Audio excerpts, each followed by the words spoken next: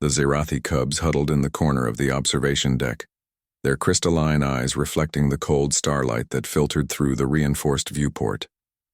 Sasha crouched 15 meters away, her movements deliberately slow, her breathing carefully measured. Behind her, Berlin monitored the biosignals from the command console, his fingers hovering over the emergency containment protocols. "They're terrified," Sasha whispered into her comm unit. "Heart rates are through the ceiling. That's because their mother just died protecting them from a solar flare breach," Berlin replied, his voice tight. "And now they're trapped on a human vessel with aliens they've never seen before. To them, we're the monsters." The Zerathi were apex predators on their homeworld, six-legged scaled creatures whose ancestors had climbed to sentience through cooperation and pack hunting. These cubs, barely 3 months old, had watched their mother sacrifice herself to seal the breach that would have killed them all. Now they were orphans, stranded aboard the human rescue ship Steadfast Hope, surrounded by smooth-skinned bipeds who smelled wrong, and moved wrong, and sounded wrong. Sasha understood fear. She had felt it herself during the collapse, when Earth's colonies had scattered like seeds in a storm, when survival meant trusting strangers in the dark. She knew what it meant to be small and alone and certain that the universe had teeth. "I'm going to try something," she said. "Sasha, Protocol says keep them alive until we reach the Zerathi homeworld. It doesn't say they have to spend 3 weeks in terror." She deactivated her comm and sat down on the deck, cross-legged, her back to the cubs. Berlin's voice crackled with alarm. "What are you doing? You can't turn your back on them." But Sasha had already silenced her earpiece. She sat perfectly still, her spine exposed, her hands open and empty in her lap. The cubs' clicking communication fell silent. She could feel their eyes on her, could sense their confusion radiating across the space between them. Minutes passed, then an hour. Sasha's legs began to ache, but she didn't move. Behind her, she heard the softest scrape of claws on metal, a tentative chirp quickly hushed by a sibling. On the command deck, Berlin watched the biometric displays with growing amazement. The cubs' stress hormones were dropping. Their heart rates were steadying.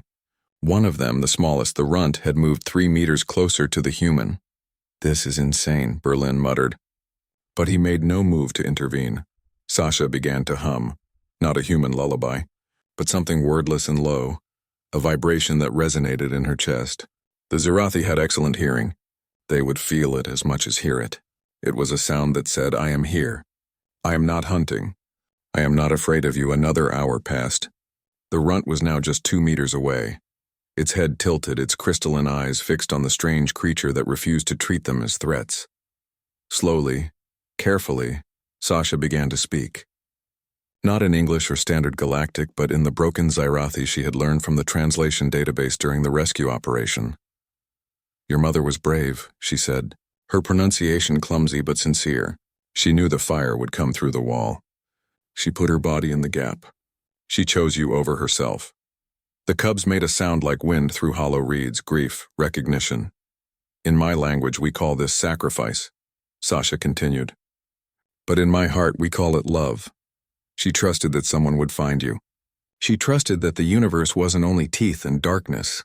She trusted that there would be someone, even aliens, even monsters, who would see you and think, these children matter." The runt moved closer. 1 meter now. "I cannot replace her," Sasha said softly. "I don't smell right. I don't move right. But I can do what she did. I can choose you over myself. I can show you what my people call trust." Berlin's voice came through the ship's speakers, gentle now. "Sasha, the runt is right behind you." "I know," she whispered. "It could kill you. 1 bite to the spine." "It could," Sasha agreed. "But it won't. Because trust isn't about knowing you're safe. Trust is about being vulnerable anyway. It's about saying, 'I believe you will choose not to hurt me even though you could.'" She felt warm breath on the back of her neck, felt the weight of a small body leaning against her spine. The runt curled itself into the curve of her back, and its chittering call brought the others forward. One by one, the remaining cubs approached, pressed themselves against the human who had made herself defenseless for them. Berlin found them 3 hours later, still sitting there. Sasha's legs had gone completely numb, but her eyes were bright with tears. The cubs slept in a pile against her back, their breathing synchronized, their stress hormones at normal levels for the first time since the accident. "You're crying," Berlin observed quietly, kneeling beside her.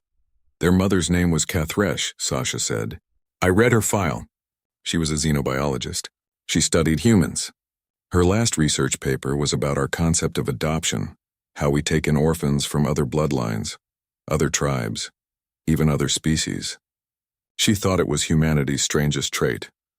Berlin helped her stand, carefully extracting her from the sleeping cubs, replacing her warmth with heated blankets. "Maybe she was right. Maybe," Sasha said, watching the cubs sleep. "Or maybe she understood that trust is the only thing stronger than fear. Maybe that's why she didn't fight when the flare hit. She trusted that if humans found them, we would remember what it means to be small and scared and alone. She trusted we would choose them over our own safety." The cubs slept soundly that night and every night until they reached the Zyrathi homeworld. And when they arrived, the cubs refused to leave Sasha's side until their new guardians understood. This human had earned something precious, something their language had a dozen words for but could be summarized in one human concept: trust.